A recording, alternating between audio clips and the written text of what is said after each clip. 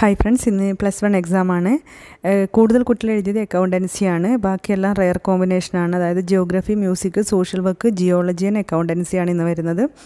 കൊമേഴ്സുകാർ accountancy എല്ലാവരും എഴുതുന്നുണ്ട്. ബാക്കിയൊക്കെ ഹ്യൂമാനിറ്റീസ് കോമ്പിനേഷനിലൊക്കെ സയൻസിലൊക്കെ കോമ്പിനേഷനിലൊക്കെ വരുന്ന റെയറാണ് വരുന്നത്. +1കാർ എപ്പോഴും എക്സാം ഹോളിലേക്ക് എത്തുന്നത് മിനിമം ഡബിൾ പാസ്സെങ്കിലും വാങ്ങണം, പിന്നെ മാക്സിമം ഫുൾ വാങ്ങണം എന്നുള്ള എല്ലാവരുടെയും ലക്ഷ്യം പോലെ ഉണ്ടാവും. എന്തായാലും ഇന്നത്തെ നിങ്ങളുടെ എക്സാം എക്സ്പീരിയൻസ് എങ്ങനെയുണ്ടായിരുന്നു എന്ന് ഇന്ന് എക്സാം ഉണ്ടായിരുന്ന +1 വിദ്യാർത്ഥികൾ ഇത് കേൾക്കുന്നുണ്ടെങ്കിൽ വീഡിയോയുടെ താഴെ കമൻറ്റ് ചെയ്യുക. അക്കൗണ്ടൻസി എങ്ങനെയുണ്ടായിരുന്നോ?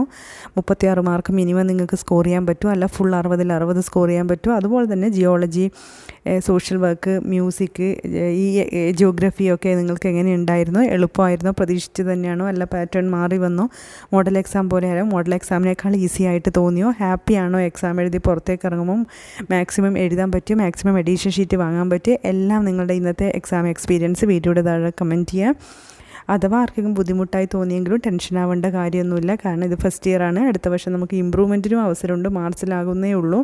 മാത്രമല്ല +2 നമുക്ക് വരാനിരിക്കുന്നുണ്ട്. അപ്പം അഥവാ എന്തെങ്കിലും കാരണത്താൽ നന്നായി എഴുതാൻ പറ്റിയില്ലെങ്കിലും എനിക്ക് മാർക്ക് കുറഞ്ഞു, ഞാൻ തോറ്റു പോകുന്നൊന്നും ആരും പ്രതീക്ഷിക്കേണ്ട. +1ന് തോൽവി എന്നൊന്നില്ല. +1ഉം +2ഉം കൂടി കൂട്ടിയിട്ടാണ് പാസ് മാർക്കും അതേപോലെ തന്നെ ഗ്രേഡും ഒക്കെ ഫിക്സ് ചെയ്യുന്നത്. അതുകൊണ്ട് ആകുലതയ്ക്ക് വകയില്ല. എങ്കിലും നിങ്ങളുടെ ഇന്നത്തെ എക്സാം എക്സ്പീരിയൻസ് എങ്ങനെയുണ്ടായിരുന്നുവെന്ന് വീഡിയോയുടെ താഴെ കമൻറ്റ് ചെയ്യുക. നെക്സ്റ്റ് എക്സാമിന് വേണ്ടിയിട്ട് നമ്മൾ പ്രിപ്പയർ ചെയ്യുക. എന്തായാലും നിങ്ങളുടെ കമൻസിനെ ഞാൻ കാത്തിരിക്കുന്നു. Wish you all the best. God bless you.